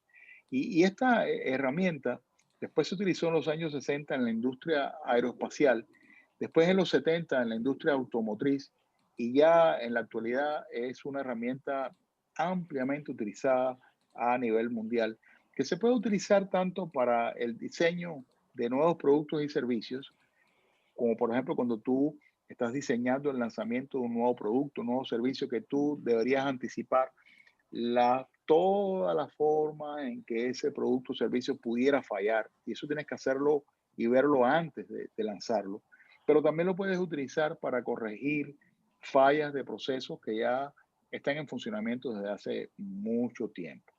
Yo, más que los detalles que están acá, quisiera explicarles un poco en qué consiste el modelo, para que vayamos adelantando, porque de hecho es algo que les voy a pedir, quizás no para todos los pasos, pero apenas un paso o dos pasos, digamos, que ustedes consideren que son cruciales en su proceso. Recuerden que ustedes acaban de, digamos, cuando una vez que ustedes ya definieron el CIPOC y definieron el flujograma, ya ustedes tienen definido los pasos del proceso. Fíjense, los pasos del proceso justamente representan la primera matriz, la primera, digamos, columna del modelo son los pasos del proceso. Aquí está. Estos son los pasos que están acá. Luego, para cada paso del proceso, bueno, uno va a definir cuáles son los posibles modos de falla que pudieran presentarse, digamos, en cada paso. Por ejemplo, en el ejemplo que les puse de los cierres contables, justo al inicio, un error podría ser que las áreas que proveen la información al departamento de contabilidad provean una información incompleta o fuera o a destiempo, o sea, demorada, o sea, que no cumplan con el cronograma de entrega de la información, a pesar de que se sabe que contabilidad debe hacer el cierre contable los primeros 5 días hábiles de cada mes. Entonces, ahí tienes ese tipo de falla. Y así, por ejemplo, en reclutamiento y selección, una falla podría ser que, bueno, iniciemos un proceso con errores o imprecisiones en el perfil del candidato que queremos buscar y queremos reclutar. Entonces, una vez definida los modos de falla, todo lo que pudiera fallar, vamos a definir cuál podría ser el efecto que podría tener esa falla. Bueno, en algunos casos el efecto pudiera ser un retraso en el proceso, pero en otro caso podría ser una afectación hasta del resultado final del proceso, porque ya les digo, puedes tú comprar una mesa cuadrada cuando lo que tú estabas esperando es una mesa redonda simplemente porque el cliente no te dijo que la quería redonda, simplemente te dijo que quería una mesa de 4 sillas, pero una mesa de 4 sillas puede ser una mesa redonda y no cuadrada, pero nadie lo especificó ni nadie se lo exigió. Entonces, bueno, a veces los errores pueden conducir a retrasos, pero también pueden conducir a resultados que no tienen nada que ver con lo que está esperando el cliente. Ahora, indudablemente que no todos los efectos y no todas las consecuencias de un error tienen la misma severidad. Y aquí viene un elemento importante de esta matriz, y es que se plantea que se estime la severidad de los efectos de las fallas, donde, por ejemplo, en una escala de 1 a 10, es una escala que universalmente se aplica, aunque hay negocios que pudieran utilizar escalas de 1 a 5, de 1 a 3, pero la que más se utiliza es la escala de 1 a 10, donde si es 1, el impacto de la falla es trivial o es insignificante. Pero si es 10, estamos hablando de una falla que de presentarse podría representar, por ejemplo, la muerte de un trabajador o podría, por ejemplo, presentarse la pérdida de un cliente en un negocio de servicio. O sea que sería de las peores cosas que podría ocurrir, digamos, en dependencia del caso. Entre 1 y 10, digamos, se utiliza una escala que en este sentido yo ahora les voy a mostrar algunas opciones, pero tú tendrías que decidir sencillamente cuál es la severidad basado en toda una serie de criterios que hay que discutir antes de hacer el ejercicio.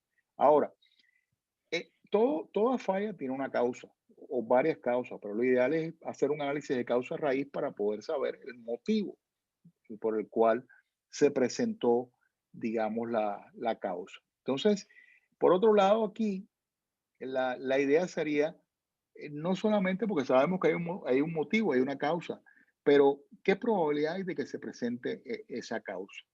Por ejemplo, el tema del coronavirus es un tema interesante porque de hecho, esta matriz se está utilizando hoy en día masivamente para rediseñar los procesos de los negocios. Generalmente conduce a iniciativas de transformación digital. ¿Por qué? Porque muchas veces lo que hacemos es que tratamos de ver los riesgos de operar procesos a la usanza antigua o tradicional en épocas de pandemia.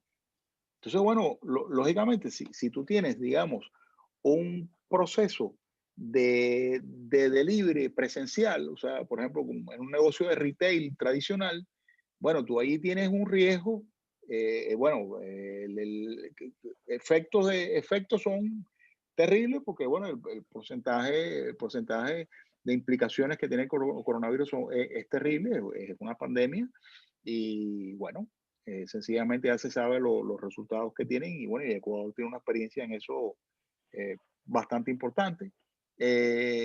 Bueno, las causas también se conocen, pero bueno, la falta, o sea, no respetar las medidas de bioseguridad, no respetar el distanciamiento, no usar mascarilla, etcétera. Ahora, ¿qué probabilidad hay de que se presente contagios de coronavirus? Bueno, eso también está estudiado.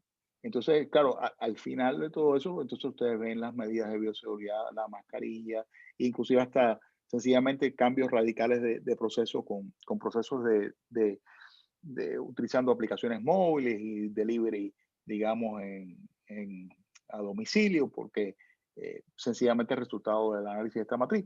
Pero sinceramente, bueno, está el tema de que tienes que estimar cuán probable es que se presente la causa.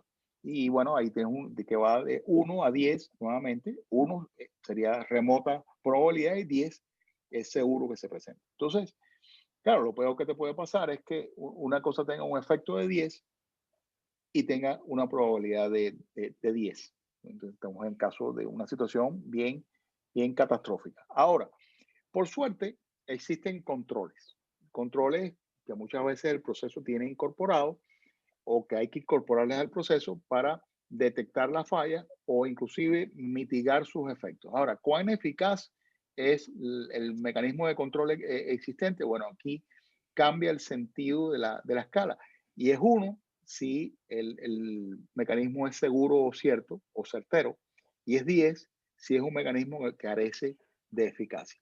Total que al final multiplicas la severidad por la probabilidad de ocurrencia y por la capacidad de detección, y eso te lleva al cálculo de un coeficiente de prioridad de riesgo, el Risk Priority Number, que va de 1 a 1000.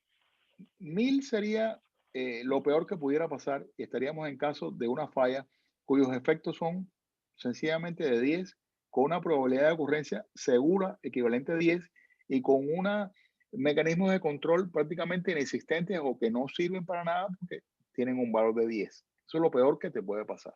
Claro, pero tú vas a tener varias fallas y no todas tienen el mismo coeficiente, no todas valen 1000. Mientras más se aproxima a 1000 es peor.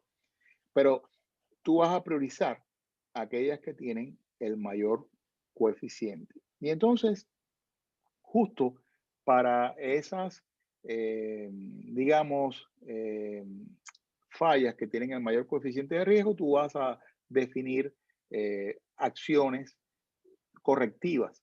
Lo primero que vas son acciones, por ejemplo, para evitarla o incluso eliminar la falla. Y en caso de que no lo puedas evitar, cómo puedes minimizar sus efectos, o su severidad, o cómo puedes disminuir la probabilidad de que ocurra, o cómo puedes aumentar la capacidad de detección de la falla. En fin, eso es un poco, yo siento que en las primeras épocas de la pandemia, por ejemplo, o sea, no podíamos evitar digamos, la enfermedad, estábamos tratando de evitar su difusión, entonces más bien lo que estábamos es tratando de disminuir la probabilidad de ocurrencia con medidas de prevención y bueno, aumentando la capacidad o la eficacia de los mecanismos de detección, pero eso en menor medida. O sea, estuvimos y estamos en muchos países de Latinoamérica todavía con una baja presencia de vacunas, trabajando en maneras de prevenir, pero no de curar ni de evitar. Y parece ser que eso va a estar presente entre nosotros mucho tiempo. Luego se definen responsables, fechas de ejecución y se recalcula la severidad, la probabilidad de ocurrencia y la detección y el coeficiente de riesgo luego de la implantación de todas estas medidas. Ese es la matriz. Y yo les pongo en el material un par de escalas que son escalas comúnmente utilizadas. Fíjense que la escala va de 1 a 10 y en este caso se especifica qué significa la severidad, qué significa la probabilidad de ocurrencia, qué significa la capacidad de detección. Y en todos los casos se especifica porque este ejercicio, sea que tú lo realices de forma individual o en grupo, tú tienes que tener un criterio lo más preciso posible para poder saber si es 1, si es 10, si es 5 en cada caso. Y aquí lo tienes. Y también tenemos otro ejemplo, pero para industrias de servicio, procesos de servicio. Y ustedes pueden buscar en la literatura, en internet, muchas otras escalas que hay. Pero lo que sí es importante es que se defina una para tu propio negocio, que es la que tú vas a utilizar, de manera que dé una base objetiva para poder saber qué evaluación estás dando tú y qué significa lo que tú estás diciendo. ponemos un ejemplo que está sacado del blog de Lucidchart, un software de diagramación de procesos que es una alternativa muy recomendable a, a Pisio. Se lo recomiendo. Además, no creo que sea muy costoso, de paso, y tiene una galería de plantillas predefinidas muy atractiva que incluye muchos temas y cada día va creciendo. Tiene una comunidad de aprendizaje también muy interesante. Y bueno, aquí hay este ejemplo que pertenece al sector salud y que, bueno, yo esperaría que ustedes revisen. Y a los efectos del ejercicio, digamos que ustedes tendrían que hacer, sería el siguiente ejercicio, el cuarto.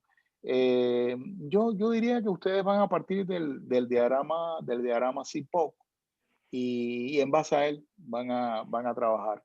Y van a completar su matriz de modo de falla, pero no para todos los pasos. Yo les pediría que lo hagan para, digamos, en los pasos más importantes, con que sea uno, ya estaría bien. Uno, dos, a lo sumo tres, pero uno está bien, que sea, por lo menos que usted me diga, mira, este paso del proceso es un paso para nosotros crucial. Vamos entonces a completar una fila de la matriz para ese paso. Eso sería lo que yo les diría. Ustedes después, yo sí les recomendaría que como herramienta del negocio lo completen, lo hagan completo, pero a los efectos del ejercicio, digamos, entre 1 y 3 pasos estaría bien. Yo con un paso quedaría conforme porque yo lo que quiero es comprobar que se aplicó, que se entendió la matriz, que se entendió su concepto, etcétera. Y por ejemplo, sí, cuando lo vayan a hacer, debería ocurrir que el coeficiente de prioridad de riesgo, supongamos que tú tengas aquí un coeficiente de 700, las medidas que tú recomiendes aquí deberían bajarlo a menos de 700, porque si no baja de 700 significa que la medida no tiene efectividad alguna, ni sobre la severidad, ni sobre la probabilidad de ocurrencia, ni sobre el mecanismo de control. Entonces, ¿qué medida estamos hablando? No ha hecho nada. Es lo que quiero decir, ¿no? O sea, aquí la recomendación debería disminuir ese riesgo asociado a esa falla de ese proceso. Una consulta, René. Para efectos del ejercicio, esa, la parte de los resultados del nuevo de severidad, probabilidad y capacidad de detección nuevas se quedaría en blanco, ¿no? O sea, no nos daría tiempo para evaluar prácticamente, ¿no? No tendrías posibilidad de tener data, pero sí lo puedes estimar. Sí lo puedes estimar, porque acuérdate que el ejercicio, la tabla está Ah, ok. basada en... Sí, estimado sí, porque precisamente la escala es la misma y la escala está, entonces tú lo que sencillamente tú lo que vas a decir, mira, hoy en Si yo hago día, esto, exactamente, yo puedo bajar la probabilidad de ocurrencia, por ejemplo. exactamente. Sí, porque por ejemplo, fíjate, los negocios, bueno, mira, si yo hoy en día tengo una probabilidad de que mis empleados se contagien con COVID y como consecuencia de la operación. Mira, por ejemplo, ayer me enteré que un médico, un internista muy destacado, amigo de médico de mi padre, por cierto, mi padre lo llamó, una anécdota que les cuento, porque nada, que quería una consulta rutinaria. Entonces el médico le dice, mire, señor Santiago, yo preferiría que usted no venga al hospital en el día, no venga, porque es que, oiga, mire, estamos llenos de coronavirus aquí y si usted no puede contaminarse. Entonces mi papá lo entendió y yo lo entendí también. Hoy nos enteramos que lo que el doctor no nos dijo es que ayer salió positivo de coronavirus. Entonces fíjate, claro, como que le dio pena, ¿no? No tenía por qué Contarlo. contarlo, no lo quiso. Y yo lo entiendo perfectamente. Yo lo entiendo porque es a veces complicado. Entonces, bueno, lo que quiero decir es que sí hay una probabilidad de ocurrencia de que cosas así sucedan, etcétera, pero sí, no deja de haber una falla en el proceso de servicio del hospital. O sea, allí los mecanismos de detección, los mecanismos de seguridad fallaron porque algo no ocurrió, hubo algo que no funcionó. Entonces, qué cosa fue, etcétera, es lo que tendríamos que analizar si tuviéramos la oportunidad de que nos dijeran, bueno, vamos a hacer una consultoría al hospital. Pero, pero no funcionó, no funcionó porque sencillamente se contaminó. Y mira, como mismo se contaminó, ahora yo puedo pensar que él contaminó a todos los pacientes que ha visto a lo largo de las últimas 72 horas.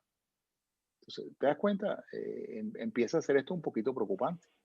Entonces, es lo que quiero decir. Tú lo vas a hacer, pero fíjate, o sea, yo vuelvo y repito, para mí lo importante es transmitir el conocimiento y que ustedes lo practiquen, pero tampoco pretendo que ustedes se vuelvan locos, porque y no les puedo pedir lo imposible. Háganlo nada más para un paso. Si pueden hacerlo para más de un paso, 2 pasos, 3, está bien, pero no más de 3. O sea, pues, háganlo después. Ahora, si alguien lo quiere hacer completo, bueno, miren, señores, maravilloso, pero yo no se lo voy a pedir. Un paso para que lo prueben. ¿Qué les recomiendo? Bueno, miren, un paso donde sí efectivamente ustedes están conscientes de que hay errores y justo en ese paso que hay errores, bueno, escójanlo y traten de analizarlo. Severidad, probabilidad, causas y probabilidad de ocurrencia y controles que tienes o no tienes y sencillamente qué estás proponiendo y cómo va a cambiar eso, digamos, el riesgo. ¿Está bien? Sería Sí. el ejercicio. Entonces, Para eso la sí. matriz de servicio, perdón, René, el ejemplo de servicios, ¿cómo sería? O sea, esa exactamente. Te la explico. Fíjate, aquí está la misma escala, está la escala de 1 a 10 y están aquí la probabilidad de ocurrencia, la severidad y la capacidad de detección. Entonces, empezando por el último, la capacidad de detección, si es 1, es porque el mecanismo, olvídate, no hay manera de que, ¿tú sabes dónde sucede mucho esto? En la industria de la telefonía, los bancos, etcétera. Sí, hay mucha gente que te puede robar la identidad, pero los mecanismos estos de autenticación de la clave, la cédula de identidad, son bastante eficaces. No te digo que sea a lo mejor 1, pero son bastante cercanos al 1. Por tanto, sí puede haber mucha gente muy dada a robarte tu identidad, pero hay unos mecanismos ahí que son bastante seguros para que eso no ocurra. Luego la severidad, si es 1, es trivial. Si es 10, oye, significa que vas a perder al cliente. En medio del camino se dan unos puntos allí de referencia, por ejemplo, el 4 ya implica una queja, el 7 ya pasó de la queja a comprar menos y al 10 ya lo perdiste. Con respecto a la probabilidad de ocurrencia, bueno, si es 1, tienes menos de 2 errores por cada 100 clientes. Si es 10, más de 20 errores por cada 100 clientes, son más de un 20%. O sea, es demasiado. Pero fíjate, como te digo, Xavier, al final escoge la tuya, adáptala a Nokia y es más, mira, a lo mejor investiga si Nokia tiene la suya, porque yo estoy seguro que Nokia hace esto. ¿Sabes qué? No te pongas a inventar lo que ya te he inventado. Si Nokia lo hace, utiliza la de Nokia. ¿Okay?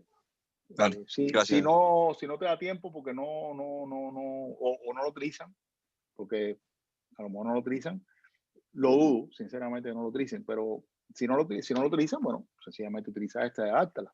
Pero en tu caso yo preguntaría porque tuvo mucho que no utilice esta o una herramienta similar a esta. Entonces, Perfecto. si lo hace, te digo una cosa, utiliza la tuya porque yo no quiero tampoco, yo quiero que tú los conocimientos del curso lo apliques en Nokia. O sea, eso es mi mayor interés en esto.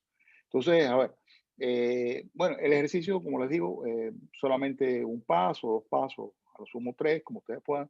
Y bueno, ese sería la semana, porque ahora nosotros ya el día jueves, vamos a entrar ya en otros temas. Yo particularmente, por ejemplo, fíjense, hay un tema que es el tema de la excelencia operacional, que es una lectura que incorporé recientemente, que ya nos va a ir casi que introduciendo en la metodología Lean. Ahora, claro, fíjense, esta matriz de análisis del modo de falla que yo les he presentado aquí, es cuando por primera vez yo les presento una herramienta que va más allá de lo descriptivo. porque hasta ahora estábamos describiendo el proceso, estábamos definiendo el problema, pero ya ahora, con el análisis del modo de falla y sus efectos, estamos entrando por primera vez en una herramienta de resolución de problemas y de rediseño inclusive de procesos, porque esta herramienta no solamente te permite identificar uno de los desperdicios más graves que puede tener un proceso, que es un error. O sea, el error es una, una de las cosas que más costo le trae a una organización, porque los errores en un proceso implican el retrabajo y el retrabajo implica horas, digamos, dedicadas a rehacer lo que se debió hacer bien a la primera vez. Y eso tiene un costo. Tiene un costo en dinero, eso tiene un costo en tiempo. Entonces sucede que los errores en los procesos, las fallas en los procesos tienen una consecuencia bastante grave, bastante indeseable, porque por un lado generan retrasos en el proceso y los retrasos en el proceso le molestan al cliente. Pero por el otro lado también tienen afectaciones en los costos del negocio. Por lo general los costos de los negocios están inflados. Es lo que se llama el costo de la mala calidad, que es el costo o la consecuencia económica o la estimación económica o financiera de lo que le cuesta a un negocio hacer las cosas bien a la primera vez. Y esa es la consecuencia de las fallas. Cualquier falla, sea una falla en el origen, sea una falla que son, como les digo, muy frecuentes, como sea también una falla a lo largo del proceso o al final del proceso, siempre hay un retrabajo que alarga el proceso y encarece los costos del proceso. Y por eso es que es tan importante, digamos, mitigar los riesgos de ocurrencia de las fallas. En las empresas, lamentablemente, los costos de mala calidad son a veces no considerados y muchas veces están ocultos y son realmente considerables. Pudieran llegar inclusive a ser entre un 15 y un 30% del valor de las ventas. Así de grande pudieran ser. Y por eso es que esta herramienta es de las herramientas que les estoy presentando en el curso, la primera, que hace visibles los errores, que de hecho esos errores forman parte de los 8 desperdicios mortales de un proceso. Este posiblemente sea uno de los más graves y los analiza en profundidad. Es una herramienta para, tanto para el diseño del lanzamiento de nuevos productos y servicios, para tratar de anticipar antes de que se produzca el lanzamiento. Por eso es que lo utiliza tanto la NASA, porque la NASA siempre, cualquier lanzamiento de cualquier misión espacial pasa por varios ciclos de lanzamiento de esta matriz, de aplicación de esta matriz, porque necesitan saber todo lo que puede fallar en el lanzamiento. Hay, por cierto, un video bien interesante que se llama El costo de la no calidad, que está también en el último material que le subí, donde van a ver casualmente un ejemplo de la NASA, un ejemplo de Toyota y un ejemplo de BP, muy interesante, de desastres que se pudieron anticipar, pero sin embargo no se evitaron y se ven los costos económicos, los costos en clientes, los costos ambientales que tienen los errores en los procesos. Entonces, esta herramienta no solamente te permite evaluar, digamos, identificar las fallas, sino también ver sus consecuencias, sus efectos, su probabilidad de ocurrencia y también ayudarte a visualizar las contramedidas, las acciones recomendadas. Y entonces en ese sentido se convierte en una eficaz herramienta de resolución de problemas. Entonces es muy recomendable que la utilicen, que la apliquen sucesivamente, digamos, en su vida empresarial. Ahora, el próximo tema que vamos a ver tiene que ver con el tema de la excelencia operacional y como les digo, van ustedes a ver lo que es una organización excelente y en qué se basa.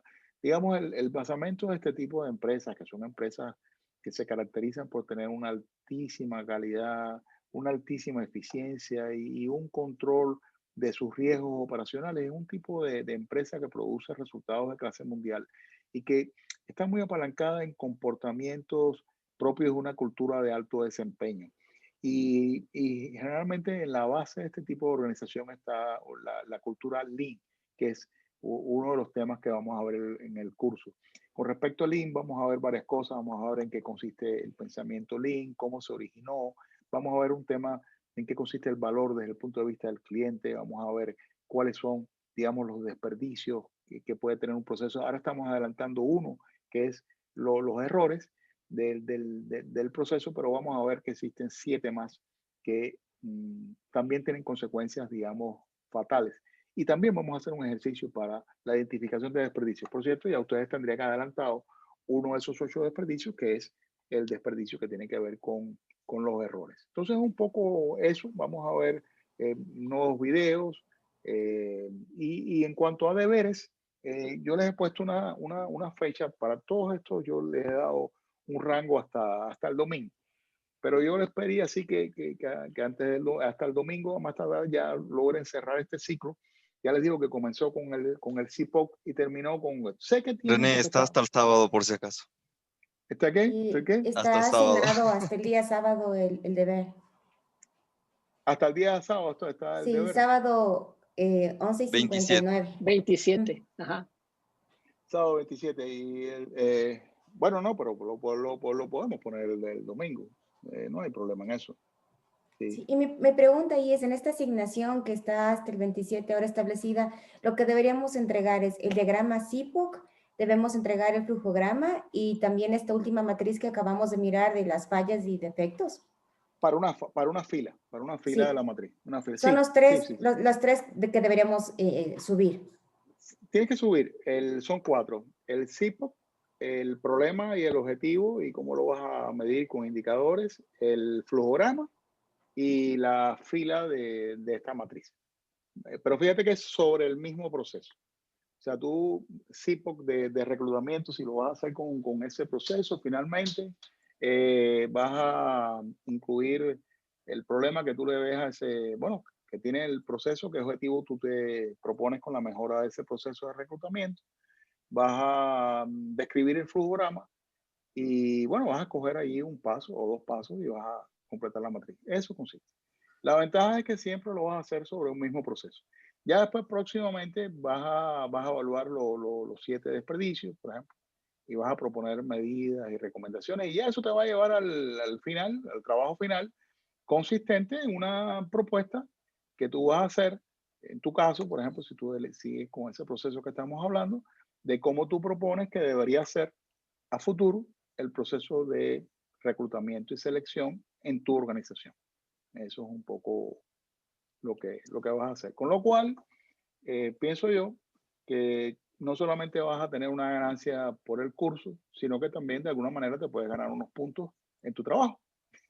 Porque yo pienso yo que es una manera de emplear el tiempo de una manera útil, ¿no? También en labores. Sé que tienen otras asignaciones de otros módulos, porque he estado viendo que tienen bastante intensidad en trabajo, pero bueno, me dicen si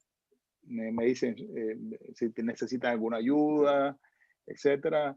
Me llaman, me escriben y yo no tengo problema, me dicen. Y vamos viendo cómo podemos avanzar juntos.